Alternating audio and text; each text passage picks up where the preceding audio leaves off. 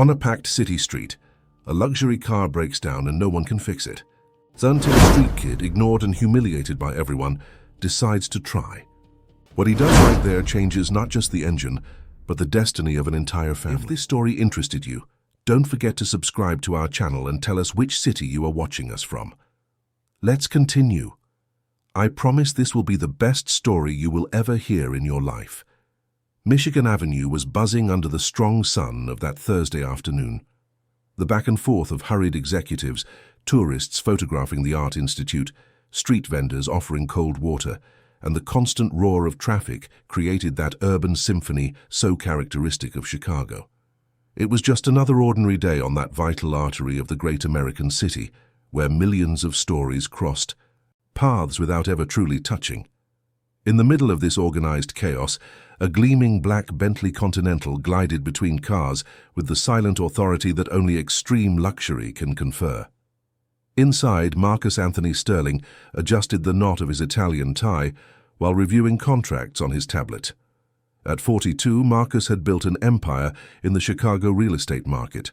Office buildings, high-end condominiums, shopping centers. His name was synonymous with success, power, and an ambition that knew no limits.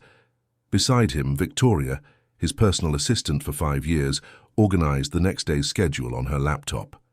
In the front seat, Robert, the trusted driver, kept his eyes fixed on the heavy traffic. It was a well-oiled team, accustomed to the routine of a man who did not tolerate setbacks and who measured people's value by the size of their bank accounts. Marcus had just closed a multi-million-dollar deal. Another development that would bear his name and fill his coffers even more. He smiled with satisfaction, feeling that familiar sense of victory. To him, life was a constant competition, and he was always at the top of the podium. There was no room for failure, hesitation, or weakness in his vocabulary. That was when it happened. A strange noise began to come from the engine, a metallic rattling followed by a sudden loss of power. Robert frowned and tried to accelerate, but the car simply didn't respond. In a matter of seconds, the million-dollar Bentley began to falter, losing speed until it came to a complete stop right in the middle of Michigan Avenue, partially blocking a lane and causing immediate honking and indignation from the drivers around them. Marcus looked up from his tablet with an expression of incredulity that quickly turned into deep irritation. What did he mean? His car was broken. This couldn't be happening. Not to him. Not here. Exposed to everyone's gaze. Robert tried to start the engine repeatedly, but it only coughed and died. The dashboard lit up with warning lights like a defective Christmas tree. The temperature inside the car began to rise rapidly with the air conditioning off and the sun beating down on the glass. Marcus felt his blood boil. He was not used to situations he couldn't control with money or influence. His jaw tightened, his hands clenched into fists. With a sudden movement, he opened the door and stepped out of the vehicle, followed by Victoria, who was already dialing the dealership on her phone, and Robert, who opened the hood with an expression of anticipated defeat. Smoke wasn't visible, but the smell of overheating hung in the air. Curious onlookers began to approach, some taking photos, others just watching with that typical morbidity of those who witness someone else's misfortune with a mix of pity and satisfaction. After all, seeing a luxury car broken down in the middle of the magnificent mile wasn't something you saw every day. Marcus ran a hand through his perfectly cut graying hair and walked to the front of the vehicle. He looked at the engine, as if his mere presence could intimidate the mechanical parts back into working order. Robert fiddled with cables and checked connections with the limited expertise of someone who drove but didn't repair. Victoria hung up the phone with a worried expression. The call Marcus dreaded was about to be made. She approached him cautiously, knowing his volatile temperament well. "Mr. Sterling, the dealership says the lead mechanic is stuck at an accident on the Dan Ryan Expressway. It could take at least 2 hours for them to get here," she said in a controlled voice, trying to soften the blow. Marcus turned to her, his eyes flashing. 2 hours? You're telling me I'm going to stay here, in this heat, on this avenue, waiting 2 hours? That is unacceptable, Victoria. Absolutely unacceptable. She looked down, used to these outbursts. "I'll try to find another solution, sir." While Marcus vented his frustration in angry calls to the dealership, demanding immediate solutions no one could offer, the small crowd around them grew. A few suit-clad executives stopped to watch, recognizing Marcus Sterling and exchanging quiet comments. A situation that should have been a mere mechanical mishap was turning into a public spectacle, and it ate at Marcus from the inside. That was the moment he appeared. Between the legs of the adults, a small boy approached. He couldn't have been more than 10 years old, thin, wearing a tattered t-shirt that was once white, but was now an indefinite grey, shorts with visible patches, and a pair of sneakers so worn that his toes almost peeked through the front. His hands were stained with grease, his face marked by a combination of dust and sweat, and his unkempt dark hair fell over extraordinarily bright and curious brown eyes. The boy observed the broken car with an intensity that contrasted with his fragile appearance. There was something in those eyes, a spark of knowledge that went beyond his age. He stepped closer, ignoring the disapproving looks of the adults who saw him as an inappropriate intruder in that scene of luxury and failure. Marcus was so absorbed in his rage and his phone calls that he didn't immediately notice the boy's presence. It was Robert who saw him first and waved his hand for him to move away, assuming he was just another panhandler or street kid common in the city. But the boy didn't move away. Instead, he took another step forward and, with a clear voice that cut through the murmur of the crowd, said, "I can fix it." The silence that followed was almost comical. Marcus cut off his call mid-sentence and turned slowly, as if he wasn't sure he had heard correctly. His eyes met the dirty boy standing next to his Bentley, and for a moment he simply couldn't process the scene. "What?" he asked, his voice heavy with disbelief and the beginning of disdain. The boy was not intimidated. He lifted his chin with surprising dignity for someone so small and repeated, "I can fix the car. I know what's wrong." The reaction was immediate and brutal. Marcus let out a short, humorless laugh, which was quickly echoed by some of the men in suits watching the scene.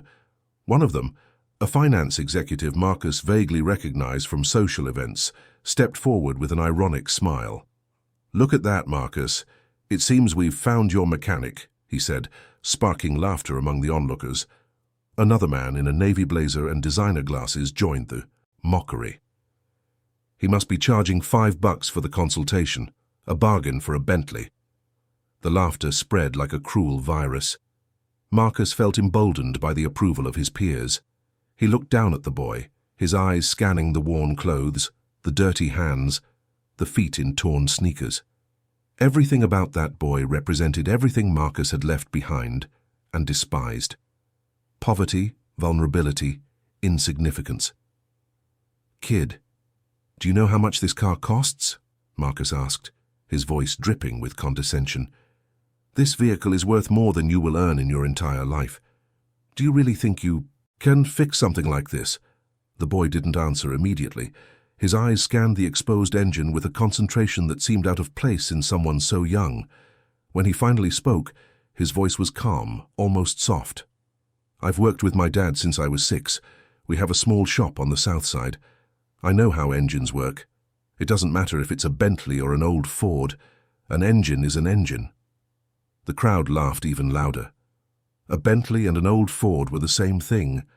The boy's naivety was both pathetic and amusing, to those men accustomed to measuring the value of things only by price. Victoria, watching the scene with growing discomfort, lightly touched Marcus's arm. "Sir, maybe we should just wait for the official mechanic," she suggested quietly. But Marcus was entering dangerous territory.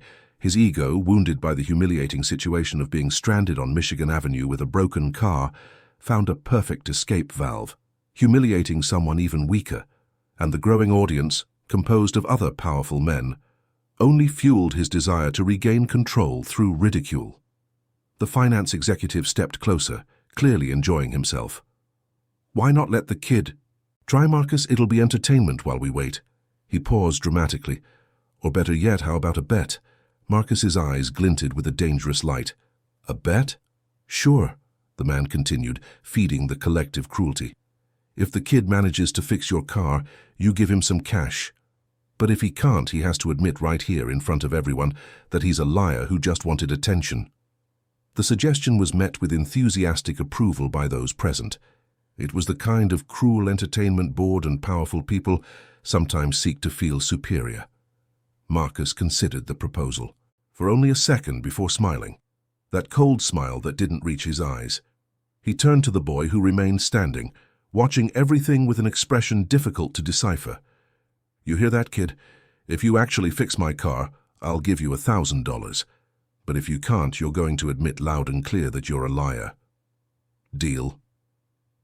The boy looked at Marcus for a long moment. In those brown eyes, there was something Marcus couldn't identify. It wasn't fear, though there should have been. It wasn't arrogance, though the challenge might suggest it. It was something deeper, more serious. It was the dignity of someone who had nothing to lose but everything to prove. "Deal," the boy said simply. "But when I fix it, you pay me in front of everyone too." The boldness of the response drew more laughter, but also a murmur of surprise. The kid had guts, that was undeniable. Marcus extended his hand in an exaggerated gesture of agreement, and the boy shook it with surprising strength for someone so small. "Then it's done," Marcus announced to the growing crowd, which now included people filming with their phones. "A gentleman's agreement." The irony of the term wasn't lost on some, but most were too interested in the spectacle unfolding to question the ethics of the situation. There stood a street kid, dirty and, in the collective imagination, barefoot, challenging one of the richest men in Chicago. It was the kind of story people would tell later, no matter the outcome. The boy approached the engine. Robert stepped aside, both relieved he didn't have to tinker anymore and curious to see what would happen. The boy placed his small hands on the heated metal and began to examine it with a precision that immediately caught the attention of those watching closely.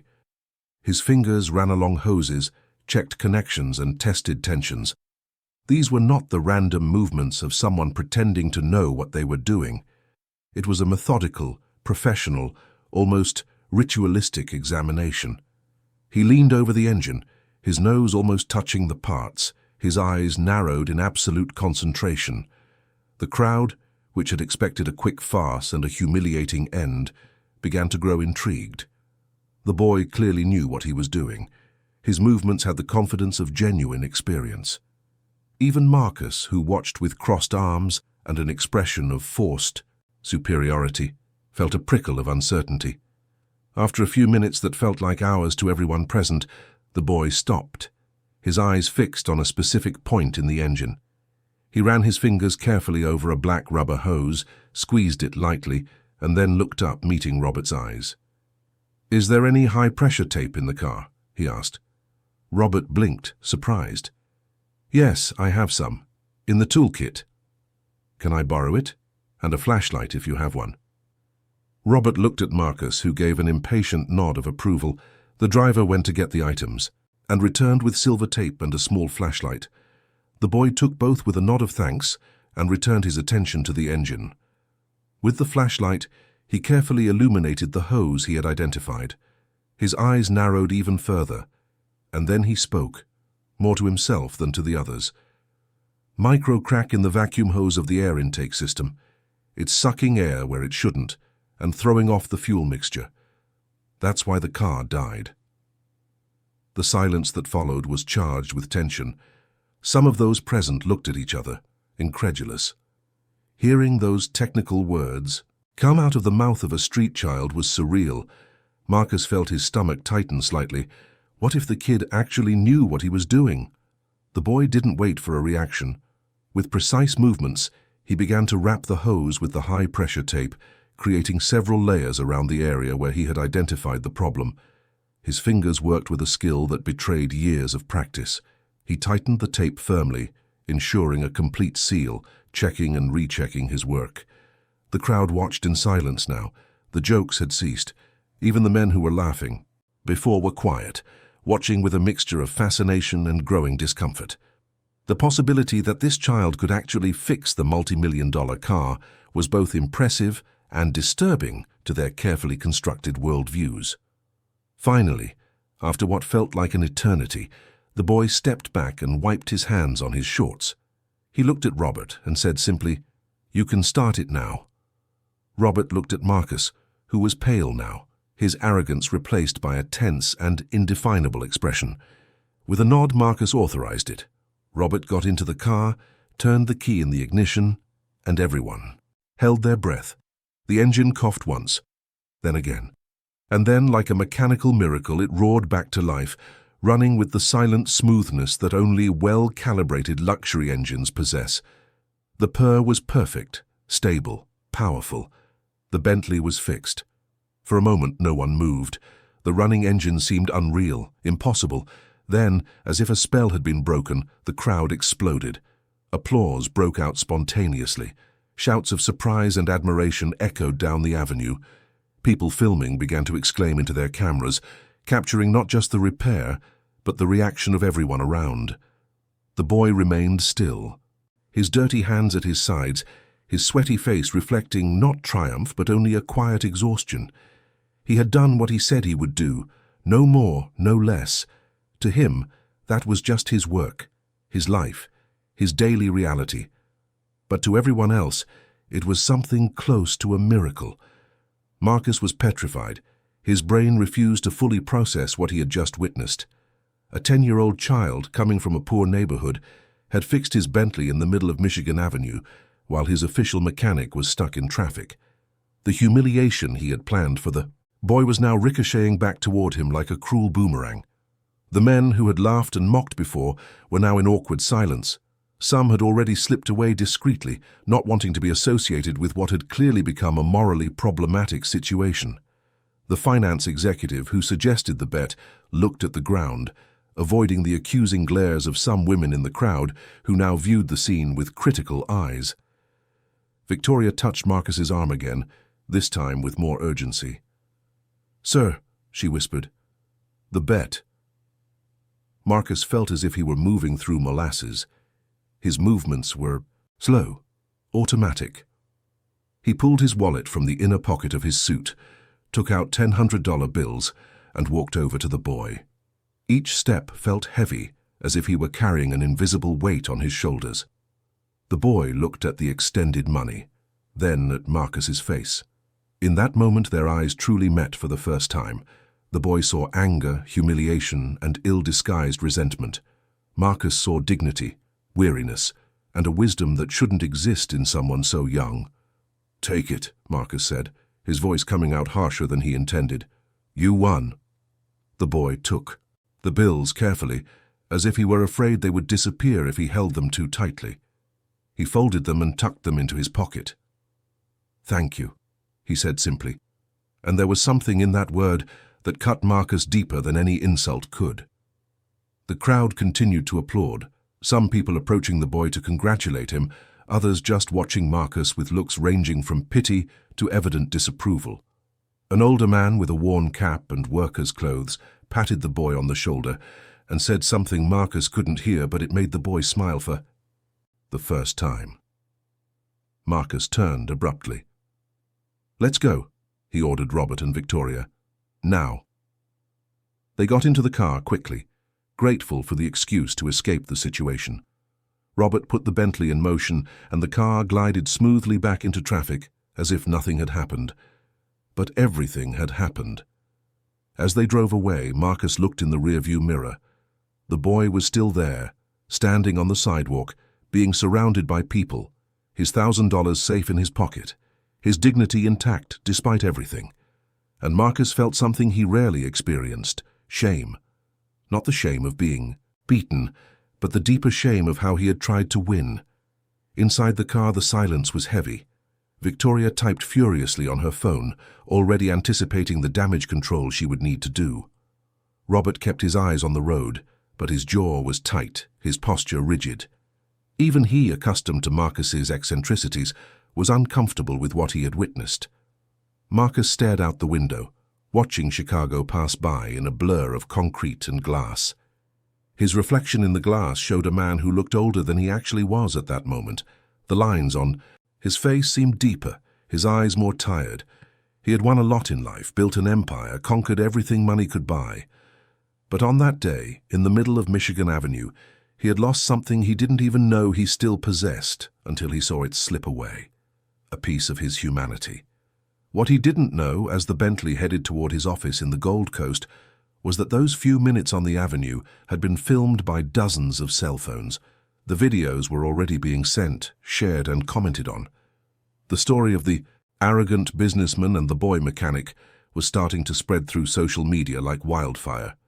In a matter of hours, that moment would go viral, and Marcus Anthony Sterling would discover that some things, once broken, cannot be fixed with high-pressure tape and goodwill.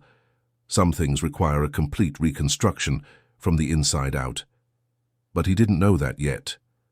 For now, he just drove away, trying to forget the brown eyes of that boy and the disturbing feeling that, for the first time in a long time, he had looked in a mirror and didn't like what he saw, reflected back. Leo Miller held the $100 bill so tightly that his knuckles turned white. $1,000. It was more money than his family saw in months of work at their small repair shop on the south side. His hands shook slightly, not from fear but from a mix of relief, exhaustion, and an emotion he couldn't quite name. Around him the crowd slowly dispersed, but some people still remained, wanting to talk to the boy who had performed that improbable feat. A lady with grey hair and a kind smile offered him water. A young man in a delivery uniform gave him a quick hug and said he was an example to everyone. Leo accepted it all with quiet politeness, but his eyes followed the black Bentley as it disappeared into traffic. He didn't feel victory. Not really. What he felt was a strange weight, as if he had crossed something bigger than he himself understood. The way that rich man had looked at him, the mockery of the others, the cruel laughter. Leo knew that look. It was the same look he saw when he walked through affluent neighborhoods with his father, when they went into fancy stores to pick up imported parts for the cars they fixed. It was the look that said, "You don't belong here." But he had proven he belonged wherever he wanted to be, at least for today. Leo tucked the money carefully into the deepest pocket of his shorts and began walking toward the subway. His feet ached in his old sneakers, his throat was dry, and his empty stomach reminded him he hadn't eaten since breakfast. But he had $1,000 in his pocket, and that meant food on the table, medicine for his father, and maybe, just maybe, a little bit of hope. What Leo didn't know was that at that exact moment, as he descended the stairs of the CTA station, his story was exploding on social media. The videos had been posted almost immediately, first on Instagram, then on X, formerly Twitter, quickly migrating to Facebook and TikTok. Different angles of the same scene: a small, dirty boy being ridiculed by men in suits, the cruel bet, the impossible repair, the stunned silence when the engine roared back to life. The titles varied. Poor Kid Humbles Billionaire Businessman on Michigan Ave. Child Fixes Bentley and Teaches A Lesson in Humility. Chicago's Youngest Mechanic. But they all told the same essential story: David versus Goliath, dignity versus arrogance, talent versus prejudice. And people were furious. The comments multiplied by the second. Users identified Marcus Anthony Sterling, posted photos of his developments, and investigated his public life. Others sought information about the boy, wanting to know who he was, where he came from, how to help him. Digital influencers shared the videos with indignant messages about social inequality and the lack of empathy. Journalists were already trying to locate both Marcus and Leo for interviews. In less than 3 hours, the main video had 2 million views. In 6 hours, it surpassed 10 million. It was a national trending topic. Television programs began planning special segments. The story had touched an exposed nerve in society, that old wound of inequality that never truly healed. Marcus Anthony Sterling found all this out in the worst possible way.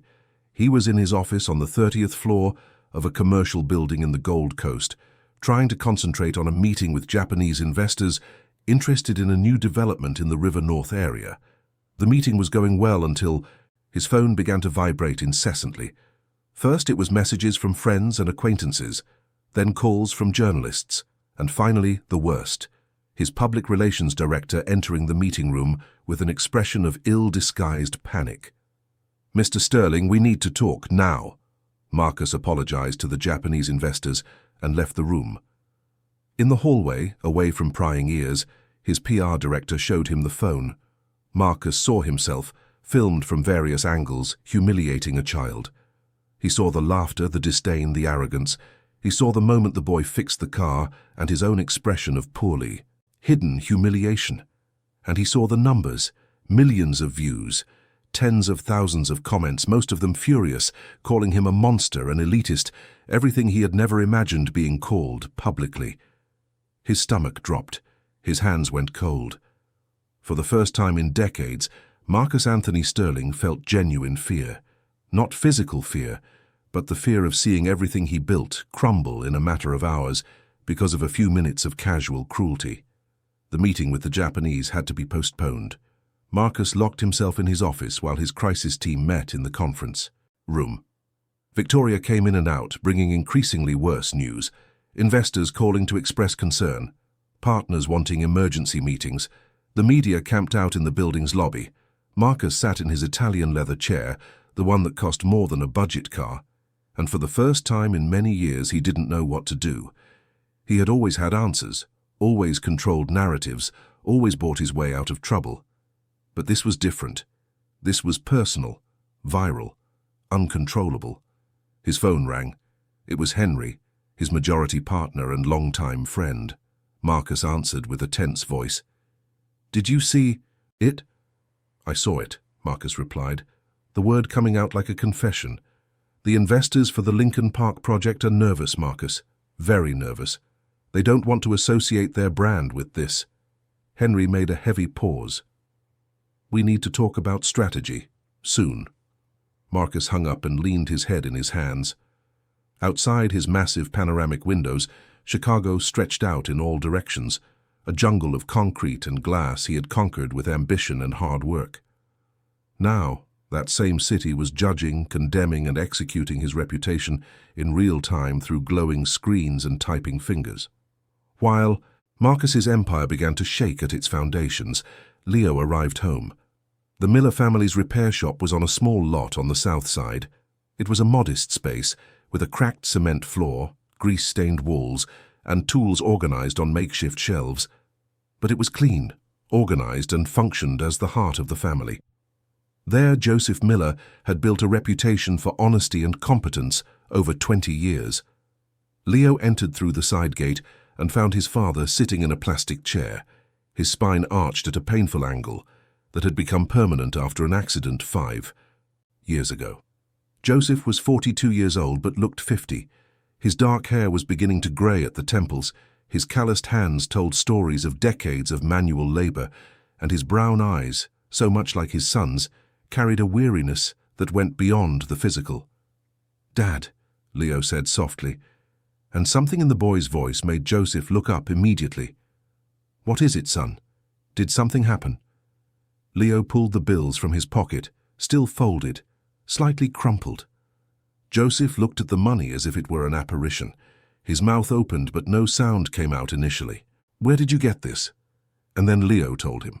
He told him about the luxury car broken down on Michigan Avenue, about the rich and arrogant man, about the humiliating bet, about the repair. His voice was flat, almost mechanical, as if he were reporting facts that had happened to someone else. But his hands trembled as he spoke, betraying the emotion he was trying to contain.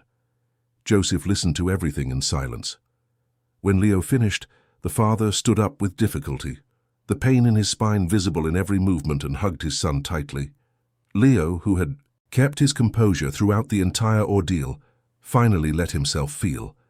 His shoulders shook, and silent tears rolled down his grease-stained face. "You did right, son," Joseph whispered, his own voice choked up. "You proved your worth. But that $1,000 cost more than money, didn't it?" Leo nodded against his father's chest. It had. It cost his innocence, a piece of his trust in the world, and the certainty that hard work and talent were enough. He had learned that the world could be cruel, that people could be petty, and that dignity had a price that wasn't always paid willingly. The door to the house at the back of the shop opened, and Rose Miller appeared, wiping her hands on a faded apron. She was 38, with dark hair tied in a simple bun and eyes that saw everything.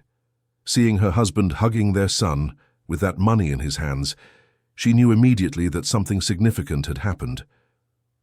"What's going on?" Joseph looked at his wife and gestured for her to come closer.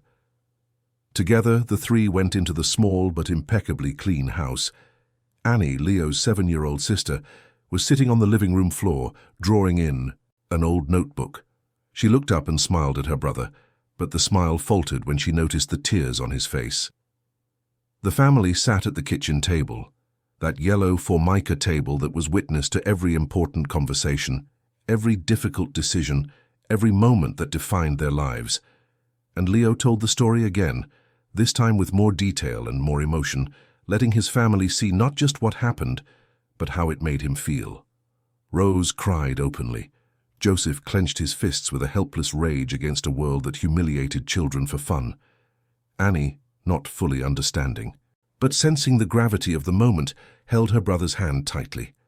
$1,000, Rose repeated, looking at the money as if it were both a blessing and a curse. "It's so much, Leo. We can buy food, medicine for your dad, those books you need for school." But Joseph shook his head slowly. "It's not just about the money, Rose, it's about what our son had to go through to get it." He paused, looking at Leo with a mix of pride and sadness. "But you carried yourself with dignity, son. You didn't let them take that from you, and that is worth more than all the money in the world." That night, the family ate a better meal than they had in months. Rose bought steak, special rice, and quality beans. But even with good food on the table, there was a tension in the air, an unspoken weight. Leo barely touched his plate, his eyes distant, his mind clearly elsewhere. It was only when they were about to sleep that Rose noticed the notifications on her old phone. Messages from acquaintances, links being sent, people asking if that was her Leo in the video. Curious and confused, she opened the first link, and she saw her son on the screen. She saw the crowd, heard the cruel laughter, watched the mechanical miracle unfold. But more importantly, she saw the numbers. 5 million views, 10 million, 15 million. The video was everywhere. With trembling hands, Rose called Joseph. Together they watched the various videos, read the supportive comments, saw journalists asking for interviews, and watched as national indignation formed around their tiny phones. "Our boy is famous," Joseph whispered, but there was no joy in his voice, only concern. "Fame like that comes with a price." Rose agreed in silence. She knew stories of people who went viral, who had their lives turned upside down by sudden and overwhelming attention. Part of her wanted to protect Leo from it, keep him hidden, preserve his childhood. But another part, the part that saw her son's extraordinary talent being wasted for lack of opportunity, wondered if this could be the chance they were waiting for. That night, while the Millers tried to process what had happened, something else was unfolding on the other side of town. In an elegant apartment on the near north side, a 65-year-old man watched the viral video on his iPad. His name was Benjamin Brooks, but everyone knew him as Old Man Ben, a legendary figure in the American automotive industry. He had started as a mechanic in the 70s, worked in the best shops in Chicago, eventually opening his own company preparing racing engines. Benny had been retired for 5 years after selling his company for a considerable fortune, but he never lost his love for engines, for mechanics, for the craft of making machines work perfectly. And when he watched that 10-year-old boy diagnose and fix a problem on a Bentley in less than 15 minutes, something inside him woke up. But it wasn't just the mechanical talent that impressed him. It was the name Leo mentioned in the video, Joseph Miller, South Side. Old Man Ben knew that name. He knew it from decades ago, when Joseph was just a teenager working as an apprentice in a shop in Pilsen. Ben had worked with Joseph's father, one of the best mechanics of his generation. He had seen young Joseph show promise, talent, that special touch that can't be taught. And then Joseph had disappeared off the radar. Ben had heard rumors of an accident, of financial problems, of a life that hadn't followed the promising path it seemed destined for. But he had never forgotten the name or the talent. Now, seeing Joseph's son on the screen, Benny made a decision. He picked up the phone and started making calls. He had contacts in the automotive community. He knew people on the South Side. He could find this family, and he was going to do it. Because if there was something Benny believed deeply after 50 years in the industry, it was that genuine talent was rare and precious. And when you found it, especially in someone so young facing so many adversities, you had a moral obligation to nurture it, protect it, and give it a chance to flourish. While Old Man Ben planned his search for the Millers, Marcus Anthony Sterling was having the worst night of his life. The crisis meeting had lasted for hours. His PR team presented strategies, a letter of apology, an image campaign, controlled interviews. But it all felt insufficient, superficial. The problem wasn't just the bad publicity. It was that people had seen who Marcus really was behind the polished facade of a successful businessman. And they didn't like it. Investors were reconsidering partnerships. Commercial contracts were at risk. The Sterling Developments brand, meticulously built over 2 decades, was being tarnished in a matter of hours. Some clients had already cancelled projects. Others were on the fence, waiting to see how the situation would unfold. But the most painful blow came from his own family. It was almost midnight when Marcus finally arrived at his penthouse in Lincoln Park. He expected to find the house empty, his wife likely already asleep, his 2 teenage children in their rooms. But when he opened the door, he found all 3 waiting in the living room. Catherine, his wife of 20 years, was sitting on the sofa with an expression Marcus couldn't decipher. It wasn't exactly anger, but something colder, more final. Beside her, Philip and Mia, his children aged 17 and 15, looked at him with a mix of shame and disappointment that cut deeper than any internet comment. "We need to talk," Catherine said, her voice calm but firm. Marcus dropped his briefcase and loosened his tie. "I know how it looks, but you don't understand the pressure I was under." "We saw the video, Dad," Mia interrupted, and there were tears in her eyes. "We saw you humiliate a child. A child. How could you?" Philip, usually more reserved, spoke with a voice trembling with contained emotion. "My friends are messaging me, asking if it's really you, asking how I can be the son of someone like that. I didn't know what to answer because I want to know too." The words hit Marcus like physical punches. He had faced criticism from strangers, judgment from people on the internet, but seeing the disappointment in his own children's eyes was a pain of a completely different nature. Catherine stood up, approaching him but maintaining her distance. "Do you remember where you came from, Marcus? Do you remember what it was like to be judged by your appearance, your clothes, your address? Or did you forget all that when you started making money?" And Marcus remembered. He remembered growing up in a working-class neighborhood in Cicero, in a small house with more siblings than bedrooms. He remembered his hard-working construction worker father and his mother who worked as a laundress. He remembered being ridiculed at school for wearing thrift store clothes, of being treated as inferior, by teachers who assumed he would get nowhere. He remembered promising himself he would be different, that he would have success, that he would show everyone, and somewhere along the way of his meteoric rise, he had become exactly the kind of person who used to look down on him. "I haven't forgotten," he said quietly, but the defense sounded hollow even to his own ears. "Then how could you do that to that boy?" Catherine asked, and for the first time in years, Marcus saw his wife cry. "How did you become exactly the kind of person who made us suffer?" Marcus had no answer. He stood there in his luxurious living room, surrounded by everything money could buy, and felt completely empty. His children looked at him as if he were a stranger. His wife cried for a man who perhaps never existed, or who had been lost a long time ago. The family went to sleep in tense silence. Marcus remained alone in the living room, the city lights flickering through the panoramic windows, and for the first time in decades, he allowed himself to feel true remorse. Not remorse for the impact on his business, but remorse for the cruelty, the lack of empathy, for having become the kind of person he swore he would never be. He thought of the boy, Leo. He didn't even know his last name.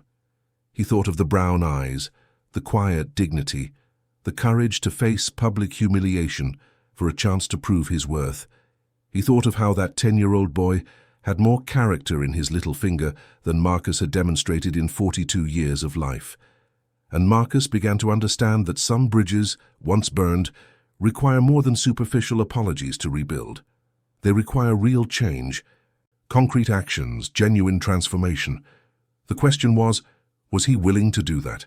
Was he willing to strip away all the arrogance, all the elitism, all the casual cruelty he had adopted as armor against the world? He didn't know. But for the first time, he was willing to consider the possibility. Meanwhile, in a small house on the south side, Leo finally fell asleep, exhausted by the emotional intensity of the day. His mother sat beside his bed, watching her son's face relaxed in sleep.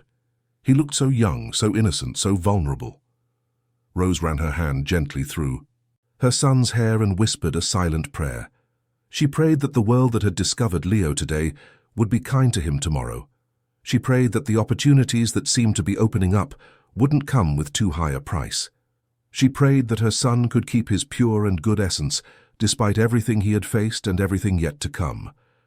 Because Rose knew, with the wisdom of a mother who had seen much of life, that Leo and Marcus's story was just beginning.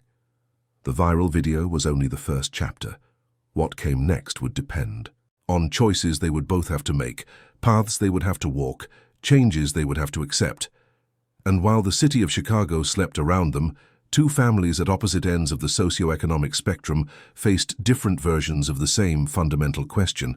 How do you rebuild yourself when the whole world is watching? For Leo, it would be a matter of maintaining his dignity and talent while navigating an attention he didn't ask for. For Marcus, it would be a matter of reclaiming the humanity he had lost in his climb to the top. And for both, the dawn would bring challenges that neither was prepared to face. The day dawned with a pale light that could barely pierce the Chicago smog. Marcus Anthony Sterling woke up on the sofa of his own home, his body aching from the uncomfortable position and the emotional weight he carried. Catherine had not allowed him to sleep in the bedroom. The children barely looked in his direction at breakfast. The luxurious penthouse, with its imported finishes and privileged view, felt like a gilded cage. He checked his phone with dread. The notifications kept coming, relentless. The video had surpassed 20 million views. Television programs were discussing the case. Opinion pieces were being published in major newspapers. Sociologists spoke about social inequality.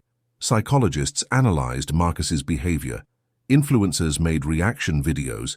His inbox was flooded with professional emails. Investors canceling meetings. Partners asking for urgent talks. Clients renegotiating contracts. The legal department warning about potential lawsuits for moral damages. Each message was a small bomb exploding in his carefully constructed empire.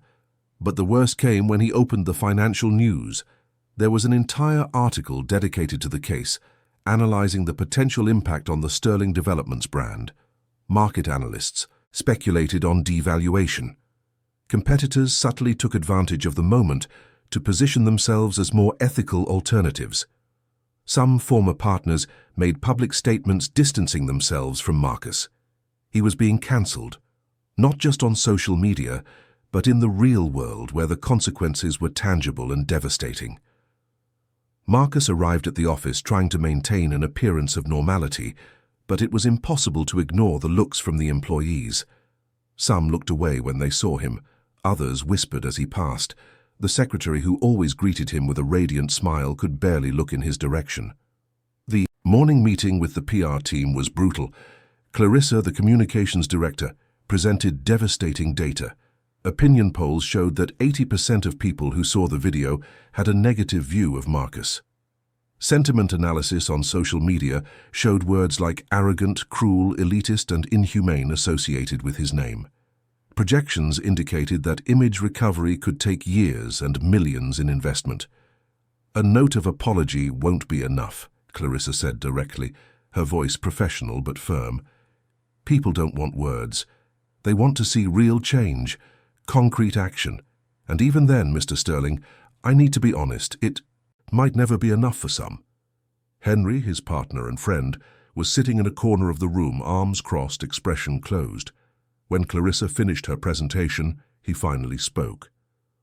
The investors for the River North project want a meeting today. They are considering pulling out completely. He paused heavily. This could create a domino effect, Marcus. If they leave, others will follow. And if that happens, Your company might not survive. The words hung in the air like a sentence. Marcus had built Sterling Developments from scratch, working 18 hours a day, sacrificing time with family, compromising values. And now everything was threatened by a few minutes of cruelty that he hadn't even considered significant at the time. The meeting with the investors was worse than he imagined. They were polite but direct. The brand was compromised. The association with Marcus represented a risk they were not willing to take. They offered terms for their withdrawal from the project, terms that would represent a loss of millions for Marcus. He tried to negotiate, argue, offer guarantees. But for the first time in his career, his power of persuasion failed completely. The numbers didn't lie. Public opinion didn't lie. And investors responded to data, not apologies. When the meeting ended, Marcus was left alone in his office. He looked out the window at the city he had conquered and felt like a dethroned king. Everything he touched used to turn to gold. Now everything he touched seemed to turn to ash. It was in this moment of absolute vulnerability that his phone rang. It was his mother. Lorraine was 72 years old and lived in a simple house in Cicero, the same house where Marcus had grown up.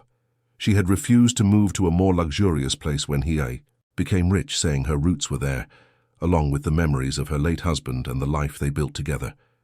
Marcus hesitated before answering. He knew what was coming. His mother had seen the video. Everyone had seen it. There was no escape. "Hi, Mom," he said, trying to keep his voice steady. "Marcus Anthony Sterling," Lorraine began, and the use of his full name was never a good sign. "I raised you better than that." The simple words carried a weight that no investor or journalist could match. They were the words of a disappointed mother, and it hurt in a way Marcus wasn't prepared to feel. "Mom, do you remember when you were that boy's age?" she interrupted. "Remember when the bakery owner accused you of stealing a loaf of bread because you were looking at it with hunger? Remember how that made you feel, how you cried in my lap afterward?" Marcus remembered. He remembered the burning humiliation, the injustice, the feeling of being judged for something he had no control over. He remembered promising himself he would never make another person feel that way.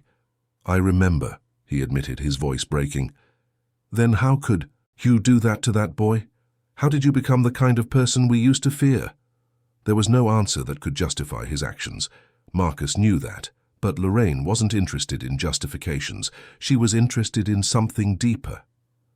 "My son," she continued, her voice softening slightly, "I worked as a laundress for 30 years. I washed dirty clothes for rich people who barely looked at me. Your father broke his back on construction sites so you could study. We didn't do that so you could become exactly like those people who looked down on us. We did it so you would be better."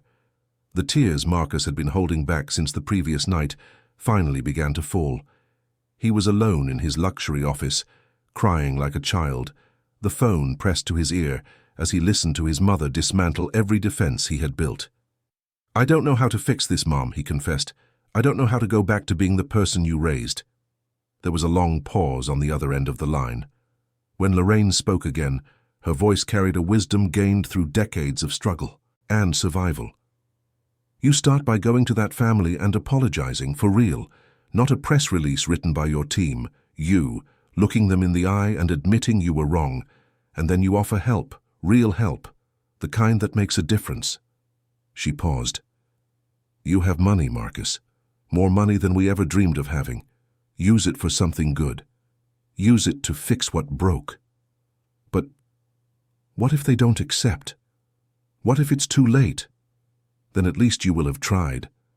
And maybe, just maybe, you'll start to recognize yourself in the mirror again." The call ended, but Lorraine's words echoed in Marcus's mind. He looked around his office, trophies of business achievements, photos with politicians and celebrities, certificates of awards and honors. It all felt empty now, meaningless, decorations of a life that had lost its purpose somewhere along the way. Marcus wiped his tears and made a decision that terrified and liberated him at the same time. He was going to do what his mother suggested. He was going to find that family, apologize, and offer real help, not for PR, not to save his business, but because it was the right thing to do. He called Victoria into his office. She entered cautiously, still processing everything that had happened. "I need you to find the address of that boy's family. Leo. The boy who fixed the car," Marcus said, his voice different, softer, more human. Victoria blinked, surprised. "Sir? I need to see them, personally. No cameras, no PR team, just me." Victoria hesitated, processing the request. "Mr. Sterling, the communications team wouldn't recommend that. It could be seen as—" "I don't care how it could be seen," Marcus interrupted gently. "I need to do this. Please, find the address." It took a few hours, but Victoria managed to locate the Miller family through contacts and discreet investigation. They lived and worked at a small repair shop on the south side. Marcus wrote down the address with trembling hands. That afternoon, something else was happening that Marcus was completely unaware of. Old man Ben had found the Miller family. The old mechanic had arrived at the shop in the morning, driving a modest car, wearing simple clothes. When he entered the lot, Joseph was trying to work despite the constant pain in his back while Rose organized paperwork on a makeshift desk. "Ben?" Joseph looked up, incredulous. "Ben Brooks?" "In the flesh," old man Ben replied with a warm smile. "How long has it been, Joseph?" The two men hugged with the familiarity of old acquaintances that life had separated. Ben explained that he had seen the video, recognized the name, and sought out the family. Joseph moved, introduced Rose, and called Leo and Annie. When Leo appeared, still shy and processing the attention he had received, old man Ben looked at him with an expression of pure admiration. "So you're the young genius everyone is talking about," he said, extending his hand. "I saw what you did with that Bentley. Perfect diagnosis, creative solution. You have the gift, kid, just like your father did." Leo shook his hand with reverence. Benny Brooks was a legend in the mechanical community. Even Leo, at only 10, knew the stories about the man who had built engines for race cars, who had transformed the American automotive industry. The adults talked for hours. Ben told stories of the old days, when he had known Joseph's father and seen young Joseph show promise. Joseph explained the accident that had damaged his spine, the years of struggle to keep the shop running, the challenges of raising a family with limited resources, and then Ben made an offer that left the Miller family speechless. "Joseph, your spine needs proper treatment, not these palliative medicines you've been taking. Real treatment, surgery if necessary." He paused. "I have contacts at the best hospitals in Chicago, specialist doctors who owe me favors. Let me connect you with them." Joseph tried to protest, pride and gratitude fighting inside him. "Ben, I can't accept charity." "It's not charity," Ben replied firmly. "It's justice. You were injured in a workplace accident that wasn't your fault. The company that should have compensated you ran away from its responsibilities. I'm just doing what should have been done years ago." He turned to Leo. "And you, young man, you have a rare talent, the kind of talent that shouldn't be wasted for lack of opportunity." He looked back at Joseph and Rose. "With your permission, I would like to be a mentor to Leo. Teach him what I know, open doors, ensure he has the tools and knowledge to go as far as his talent allows."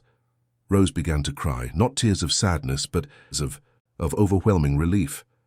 It was as if a door that had been closed all her life was finally opening. Joseph hugged his wife, his own eyes moist. "I don't know how to thank you," Joseph said, his voice choked up. "You thank me by letting me help," Ben replied simply. "And maybe one day, when Leo is a great mechanic or engineer, he'll help another kid like someone is helping him now. That's how the cycle continues." The afternoon passed in planning. Ben was already making calls, scheduling appointments, connecting the family with resources. There was hope in the air, fair feeling that maybe, just maybe, good things could come from bad experiences. It was in this moment of renewed optimism that Marcus Anthony Sterling arrived. He had swapped his Italian suit for jeans and a simple polo shirt. He had left the Bentley in the garage and taken one of the most modest cars he owned, a common sedan that wouldn't draw attention. He drove personally to the south side, his GPS guiding him through streets he would never have set foot in his previous life. The neighborhood was different from anything Marcus knew. Simple houses, narrow streets, children, playing on the sidewalk. But there was life there, community, something his gated communities and luxury buildings never managed to replicate. When he found the shop, Marcus parked across the street and sat for a long moment, gathering courage. Through the fence he could see movement, people talking, working. His heart beat fast, his hands sweated. For the first time in decades, Marcus Anthony Sterling was genuinely afraid. But he got out of the car, crossed the street, opened the gate with trembling hands and entered. The conversation ceased immediately. Everyone turned to see who had arrived. And when they saw Marcus there, standing uncomfortably in casual clothes that still looked too expensive for the environment, the tension was palpable. Leo was the first to recognize him. His eyes widened, his body went rigid. Rose instinctively pulled her son close. Joseph stood up with difficulty, placing himself between his family and the unexpected visitor. Old man Ben, who didn't know Marcus personally but recognized the face from the videos, narrowed his eyes. Marcus took a deep breath. His hands shook, his voice almost failed, but he forced the words out. "My name is Marcus Sterling. I'm the man who humiliated your son yesterday, and I came here to apologize." The silence that followed was absolute. No one expected this. Joseph looked at the man who had ridiculed Leo, looking for signs of sincerity or manipulation. Rose kept Leo close, protective. Leo simply watched, his brown eyes studying Marcus with a disconcerting intensity. Marcus continued, the words coming out in a broken stream of genuine emotion. "There is no excuse for what I did, none. I was frustrated, angry, and I took it out on a child who was only trying to help. I humiliated him because it made me feel powerful when I was feeling helpless. And that is unforgivable." He looked directly at Leo. "You showed more character at 10 years old than I've shown in my entire life. You were right, I was wrong, and I am sorry. Deeply and truly, I am sorry." Tears began to fall down Marcus's face, and they weren't tears calculated for effect. They were tears of genuine remorse, of real shame, of a man confronting the worst version of himself. Joseph exchanged looks with Rose. Old man Ben watched everything with a neutral but attentive expression, and Leo just kept looking at Marcus with those eyes that saw much more than a child should see. "Why are you here?" Joseph finally asked, his voice cautious. "To save your image? To make an apology video your marketing team can use?" "No." Marcus shook his head vehemently. "There are no cameras, no team, just me. And I came because my mother made me remember who I used to be before I became this." He gestured vaguely at himself. "I came because I need to try to fix what I broke, even if it's impossible." Rose spoke for the first time, her voice firm but not hostile. "Words are easy, Mr. Sterling. What are you actually offering?" Marcus had thought about this during the entire drive. He had consulted specialists, done research, prepared concrete offers. But now, facing this family that had faced so much and still kept its dignity, everything he had planned seemed insufficient. Still, he tried. "I heard about your husband's condition, the spinal injury." He looked at Joseph. "I want to pay for the full treatment. Consultations with the best specialists, surgery if necessary, physical therapy, everything. No strings attached, no commitments." He looked at Leo. "And for you, a full scholarship, a top-tier private school, materials, uniform, everything through university. Whatever career you choose, you will have the resources to pursue it. And more," he continued, his voice gaining strength from sincerity. "I'm going to create a fund for the shop, new equipment, quality tools, whatever you need to do your job better. And if there is anything else, anything at all, that I can do to compensate for the damage I caused, I will do it." The offer hung in the air. It was generous, surprisingly detailed, clearly thought out. But the Miller family was not easily impressed by money. They had learned that what truly mattered couldn't be bought. Old man Ben broke the silence. "Can I ask a question, Mr. Sterling?" Marcus nodded, eager. "Why now? Why not just make an anonymous bank transfer and go on with your life?" Why come here, expose yourself like this? Marcus thought carefully before answering. Because bank transfers don't change who you are. I could give money and still be the same horrible person, but coming here, looking into the eyes of the people I hurt, admitting my mistakes, that's the beginning of being someone different, someone better. He looked around at each member of the family. I'm not asking for forgiveness. I don't think I deserve it. I'm just asking for the chance to do what's right. And if you allow me, I promise this isn't just a one-time action. I will keep showing with actions and not words that I am changing. Leo finally spoke, his voice young but surprisingly mature. You did what you did because you thought you were better than me, because you were rich and I was poor. If you've really changed or are changing, you need to prove that, not just to me but to everyone. The simple words of the child cut straight to the heart of the matter. Marcus nodded slowly. You're right, and I'm going to try. I don't know if I'll succeed, but I'm going to try. The Miller family looked at each other. There was so much to consider, so much at stake. Marcus's offer could transform their lives, give Joseph the chance to recover, give Leo opportunities beyond his dreams. But accepting also meant trusting someone who had demonstrated cruelty, believing in a change that could be temporary or superficial. It was Joseph who finally spoke, his voice tired but firm. We will accept your help, Mr. Sterling, but on one condition. You will keep proving that you've changed, not just with us, but in the world.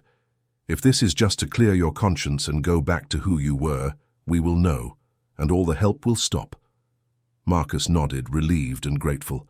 I accept that condition, and I promise, I will be different. As the details were discussed, as numbers were exchanged and plans were made, something fundamental had changed. Two lives that should never have crossed were now intertwined in a way that neither had predicted. Marcus was beginning a journey of redemption that would be long and difficult. Leo was beginning a journey of opportunities that would bring their own challenges, and both would have to navigate a world that watched them, judged them, and waited to see what would happen next.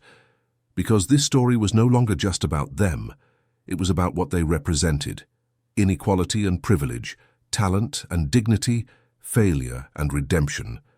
And Chicago, that immense and implacable city, watched every movement, waiting to see if stories of real transformation were still possible in the modern world. The days that followed the meeting at the shop were a succession of silent and loud transformations. While Marcus began to fulfill his promises with concrete actions, the media continued to follow every move of the story that had captured the heart of America. Joseph Miller was taken for consultations with the best orthopedic surgeons in Chicago. Doctors who normally had months-long waiting lists suddenly found space in their schedules. MRIs, CT scans, specialized evaluations. For the first time in 5 years, Joseph had a full diagnosis and a proper treatment plan. The injury was serious but treatable. A severe herniated disc that pressed on important nerves, causing chronic pain and limited movement. Surgery was recommended, followed by months of intensive physical therapy. The procedure was expensive, complex, and delicate, but now, finally, it was possible. Rose held her husband's hand as the doctors explained the procedure. She had spent years watching Joseph suffer in silence, working despite the pain, taking painkillers that only masked the problem. Seeing real hope in his eyes was almost painful in its intensity. We'll operate next week, the surgeon said with professional confidence. The chances of significant recovery are excellent. With dedication to physical therapy, you can return to a normal quality of life. Joseph nodded, too moved to speak. Rose cried tears of relief she had been accumulating for years, and Leo, sitting beside his parents, felt something he rarely experienced: hope that things could actually get better. Meanwhile, Leo was facing his own personal revolution. The scholarship promised by Marcus quickly materialized into enrollment at St. Jude's Academy, one of the most respected educational institutions in Chicago. It was a completely different world from what Leo knew. On the first day of school, Rose spent hours helping her son prepare. The new uniform, the pristine books, the quality backpack. Leo looked at his reflection in the mirror and barely recognized himself. That boy in clean clothes and new sneakers, felt like a stranger. "You'll be fine," Rose said, adjusting his shirt collar for the 10th time. "You're smart, talented, and you have as much to offer as any kid there." But Leo was afraid. Afraid of not fitting in. Afraid of being judged for where he came from. Afraid that his new classmates would see him as the poor kid who went viral on the internet. Afraid of losing who he was in the process of becoming who he could be. The school was impressive. Modern buildings, state-of-the-art laboratories, impeccable sports fields. The other students arrived in imported cars, carried expensive gadgets, and talked about international trips. Leo felt like a fish out of water, but something unexpected happened. Some of the students recognized Leo from the viral video, and contrary to what he feared, they treated him with genuine respect. They wanted to know about mechanics, about how he had learned so much so young, about what it was like to fix cars. A boy named Philip, coincidentally Marcus's son, was particularly friendly. He approached Leo during the break, offering to help navigate the school, explaining how things worked. There was something different about Philip, a humility that Leo didn't expect from someone in his social position. "My dad told me what happened," Philip said quietly, "how he treated you." He paused, choosing his words carefully. "I want you to know I'm ashamed of what he did, but also I'm happy he's trying to be different now." Leo looked at Philip, seeing sincerity in his eyes. "It wasn't your fault." "I know, but I grew up with these privileges without ever thinking about where they came from or who was being left behind. Seeing what happened to you made me think differently." Philip extended his hand. "Friends?" Leo shook his hand, feeling some of the tension in his shoulders dissolve. Friends. While Leo navigated his new educational world, Marcus was facing an even deeper transformation. The news that he had personally visited the Miller family and offered concrete help had leaked to the media. Initially, there was skepticism. Many saw it as a PR stunt, a calculated attempt to rescue his image, but Marcus made no public statements. He called no press conferences. He simply kept acting.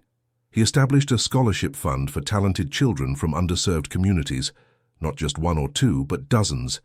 He committed a significant percentage of his company's profits to social programs focused on education and professional training. He began visiting low-income neighborhoods, not for photos, but to genuinely understand the realities he had ignored for so long. His team was confused initially. "This is going to cost millions," Henry warned in a meeting. "Millions we could be investing in new projects." Marcus looked at his partner with an expression Henry didn't recognize. "What's the point of building more buildings if we're building on rotten foundations? What's the point of making more money if we lose our humanity in the process?" The change wasn't instantaneous or easy. There were relapses, moments when old thought patterns emerged. But Marcus was committed, and slowly people began to notice. It was in this context that the invitation arrived that would change everything again. One of the most watched talk shows in America wanted to tell the full story. Not just the viral video and its consequences, but the journey of redemption, the transformation, the human story behind the headlines. They wanted both Marcus and the Miller family on the show. Initially, everyone hesitated. Rose feared exposing her children even more. Joseph, in successful post-surgical recovery, was worried about the energy it would require. Leo simply didn't want any more spotlight. And Marcus was afraid that his motivations would be questioned, that his sincerity would be doubted, that everything would be seen as a performance. But Old Man Ben, who had become a constant presence in the Miller family's life, offered a different perspective during a visit to the shop. "This story isn't just about you anymore," he said, looking around. The table where everyone was gathered. "It's about all the families like yours, all the Leos out there with talent, but no opportunity. It's about all the Marcuses who need to see that real change is possible." He paused. "You have the chance to inspire change on a larger scale. Is that worth the discomfort?" It was Rose who answered, her voice firm but gentle. "If our story can help one family, one child, to have a better chance, then yes, it's worth it." And so, 2 weeks later, in a television studio in downtown Chicago, Two families who should never have crossed paths sat side by side to tell their story to the nation. The host, a veteran journalist known for her empathy and professionalism, conducted the interview with sensitivity. She started with Leo, asking him to tell his version of the events of that day on Michigan Avenue. Leo spoke with the same simplicity and honesty that characterized everything he did. He described the broken car, the offer of help, the public mockery, the bet. His voice didn't waver as he recalled the humiliation, but his eyes shone with unshed tears. "I just wanted to help," he said, simply. "I know how to fix cars. It's what my dad taught me. It didn't matter if it was a Bentley or an old Ford. An engine is an engine, and when someone needs help, you offer it if you can." The camera caught the reaction of the live audience. There wasn't a dry eye in the studio. The dignity of that child, his refusal to play the victim, his purity of intention, it was impossible not to be touched. Joseph spoke about his life, about the shop, about the accident that had changed everything, about watching his son be humiliated, and feeling helpless to protect him. Rose shared a mother's perspective, the pride mixed with fear, the gratitude for new opportunities mixed with anxiety about how to preserve her children's essence. And then it was Marcus's turn. The host was not easy on him. She showed the video again, forcing Marcus to watch his own actions, his casual cruelty. She asked why he had acted that way. She questioned if his change was genuine or calculated. Marcus answered with an honesty that surprised even himself. "I became exactly the kind of person who used to look down on me," he admitted, his voice heavy with emotion. "I grew up poor. I know what it's like to be judged by appearance, to be treated as less than human. And somewhere along the way to success, I forgot all that. I became the oppressor." He looked at Leo, who was sitting with his parents on the other side of the stage. "That boy has more character in his little finger than I demonstrated in 42 years of life. He humbled me not through revenge, but just by doing what is right. And that broke me in a way I needed to be." "Broken?" His voice failed, tears flowing freely now. "I can't undo what I did. I can't go back in time, but I can try to be different from here on out. And if Leo and his family give me that chance, I'm going to spend the rest of my life proving that real change is possible." The host then asked the question everyone wanted to hear. "Miller family, have you forgiven Mr. Sterling?" There was a moment of heavy silence. Rose looked at Joseph, who looked at Leo. And Leo, that 10-year-old child who had been through so much, answered, with a wisdom that transcended his age. "Forgiveness isn't something you give all at once," he said slowly. "It's something you build with time and actions. Mr. Marcus is trying. He's helping my family. He's helping other families." He looked directly at Marcus. "If he keeps showing that he's changed, not just with words but with what he does, then yes, we can forgive." The answer was perfect in its simplicity and truth. The audience exploded in applause. The host wiped her own tears, and Marcus, feeling the weight of those words, made a silent vow never to let down that fragile but real trust. The program ended with positive updates. Joseph was recovering well from surgery, already able to stand for longer periods without intense pain. Leo was excelling at his new school, particularly in math and physics. Annie had gotten new glasses and was radiant with the ability to see the world clearly for the first time. The shop had new equipment and was thriving. Old man Ben had officially become Leo's mentor, teaching him not just advanced mechanics, but principles of engineering and physics. The boy's future, once limited by circumstance, now seemed limitless. And Marcus? Marcus was on a path of reconstruction. His company had lost some contracts but gained others from partners who valued commitment to social responsibility. His children looked at him with less shame and more hope. Catherine, his wife, had begun to see glimpses of the man she had married decades ago. But more importantly than anything, Marcus was learning to look in the mirror again. In the weeks and months that followed the television interview, something remarkable happened. The story ceased to be about a viral event and became about genuine transformation. Articles were written about second chances and redemption. Schools used the story as discussion material for empathy and social inequality. Families talked at the dinner table about privilege and responsibility. Leo became, unintentionally, a symbol, not just of talent wasted by poverty, but of dignity preserved despite adversity. Lectures at schools asked him to share his story. Universities invited him to events, but Rose and Joseph were careful to protect their son from the overwhelming pressure of fame. "He's just a child," Rose would say firmly when refusing yet another invitation. "He needs time to be a child, to study, to grow without the weight of the world on his shoulders." And Leo, for his part, found balance. He continued helping at the shop on weekends, keeping his hands dirty with grease, remembering where he came from. But he also embraced the new educational opportunities, absorbing knowledge like a sponge, already dreaming of mechanical engineering, and perhaps one day designing his own cars. One day, 6 months after that fateful meeting on Michigan Avenue, Leo was working on a car at the shop when Marcus appeared. It wasn't his first visit. He came regularly, bringing equipment, checking if there was anything else he could do. But this time was different. "Leo," Marcus called softly, "can I talk to you?" Leo wiped his hands on a rag and approached. "Sure." Marcus pulled an envelope from his pocket. Inside were photos of an empty lot, architectural plans, technical drawings. "I'm building a vocational training center on the south side," he explained. "Equipped workshops, classrooms, laboratories. It will offer free courses in mechanics, electrical, construction, technology." He paused. "And I want you to be the inspiration for the project. With your permission, I'd like to call it the Leo Miller Vocational Center." Leo looked at the plans, processing what was being offered. An entire center to give other children the opportunities he had received. "Why my name?" "Because you taught me something I had forgotten," Marcus replied, his voice choked with emotion. "You taught me that talent and value have nothing to do with money or status.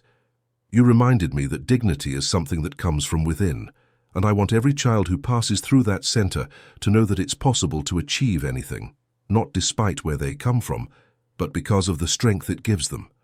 Leo looked at his parents, who had approached upon hearing the conversation. Rose had tears in her eyes. Joseph, now able to stand without pain for the first time in years, placed his hand on his son's shoulder. "What do you think, son?" Leo thought of all the children like him. Children with talent but no opportunity. Children who deserved a chance. Children who could be the next engineer, doctor, teacher, leader, if only someone believed in them. "I accept," he said finally. "But on one condition." "What?"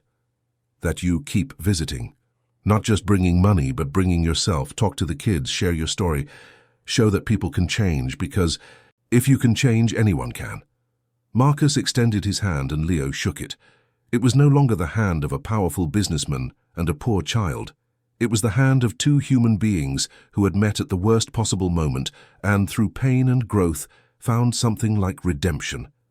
Construction of the center began months later. The Southside community followed every stage, proud that something so positive could arise from their streets. When it finally opened, hundreds of people attended. Politicians, celebrities, but most importantly, families from the community who would see their children benefit. Leo cut the inaugural ribbon with Marcus by his side. The image of the two, the boy who had fixed a car and the man who had learned humility, was on the front page of newspapers. But this time, the headlines were different.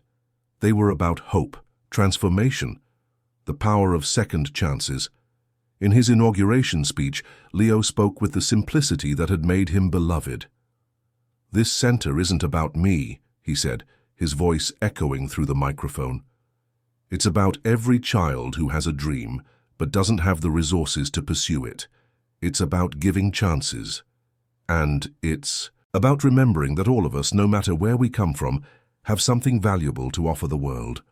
Marcus also spoke, his voice breaking several times.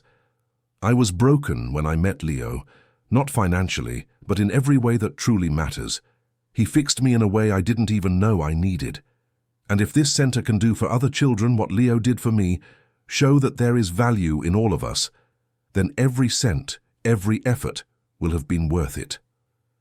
Lorraine, Marcus's mother, was in the audience. tears of pride streaming down her wrinkled face.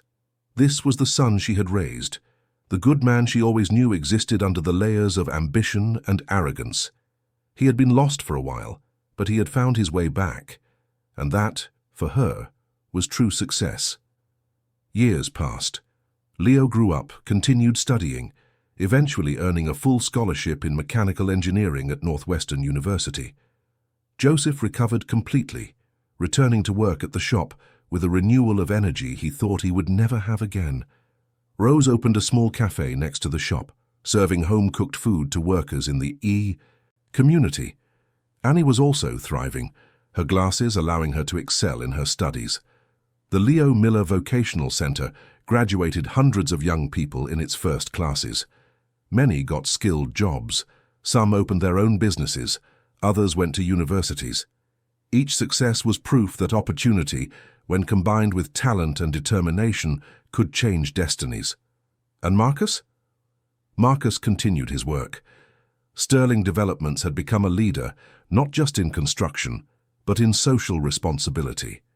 Every new project included community impact components. The company actively hired from underserved communities, offered training programs, and invested in education. His public image had been rebuilt, but not through marketing, through consistent actions over years, through genuine change that people could see and feel. He would never be perfect. There were days when old patterns threatened to resurface. But now he had something he didn't have before, awareness and a commitment to something larger than himself. On a sunny day, 5 years after that fateful meeting on Michigan Avenue, Leo visited Marcus in his office.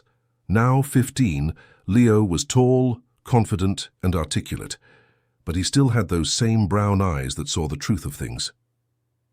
"I came to say thank you," Leo said simply. Marcus looked at the young man he had become, feeling a familiar emotion tighten his throat. "You don't need to thank me. I'm the one who should be eternally grateful to you." "No," Leo insisted, "not for the financial help, though that changed our lives, but for having the courage to change, for showing that it's possible to be better. That meant more than anything." The two men, one who had started with everything and lost his soul, another who had started with nothing but kept his dignity, looked at each other with mutual respect and deep understanding. "We are all works in progress," Marcus finally said. "You taught me that, and I hope to keep learning for the rest of my life." Leo smiled. "Then we'll keep learning together." And in a way, that summed it all up. The story wasn't about a villain becoming a hero. It wasn't about a victim being rescued. It was about two human beings separated by circumstance, but united by an experience that forced both to grow beyond who they were. It was about a society that watched and learned that genuine change is possible, but it requires more than words. It requires sustained action, real humility, and a willingness to confront the ugliest parts of ourselves.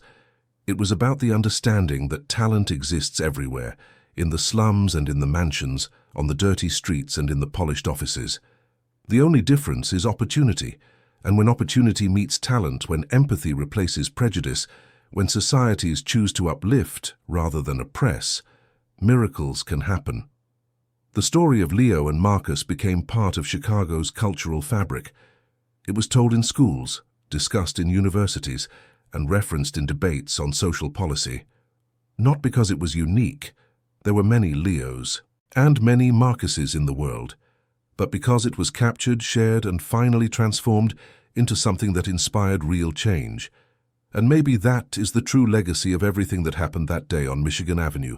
Not the virality, not the controversy, not even the individual redemption, but the collective recognition that we are all capable of both great cruelty and great kindness, and that the choice between the two defines not only who we are, but what kind of world we build together.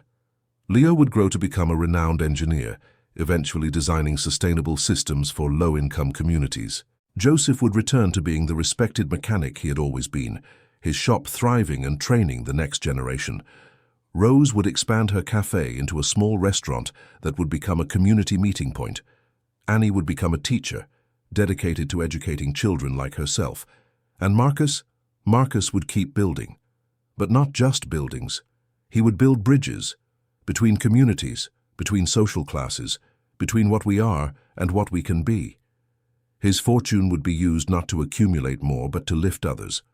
And although he could never completely erase those minutes of cruelty on the avenue, he would spend the rest of his life demonstrating that one moment does not define a life. Our choices after that moment are what define us.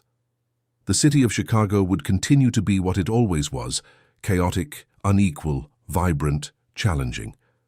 But somewhere amidst the concrete and traffic, in a shop on the South Side and in a vocational center that bore the name of a brave child, there was hope. Hope that stories can have different endings, hope that people can change, hope that talent can overcome privilege, and hope that sometimes the most unlikely encounters can lead to the deepest transformations. Years later, when someone asked Leo about that day that changed everything, he would answer with the wisdom of one who lived the experience. It wasn't about the car I fixed. It was about the people I met, the choices we made, and the understanding that we all carry both the capacity to hurt and to heal. What we do with that capacity, that is what really matters. And Marcus, when asked about the day that broke him and rebuilt him, would say simply, "I found a boy who taught me that dignity has no price. And I learned that it's never too late to become the person you should have been all along." Their stories, intertwined by chance and transformed by choice, became a reminder to everyone who heard them. A reminder that in a city of millions, in a country marked by inequality, in a world often cruel, there is still room for empathy, growth, and redemption, and that sometimes, just sometimes, the most unlikely encounters on a city street can change not just individual lives, but illuminate universal truths about who we are and who we can choose to be.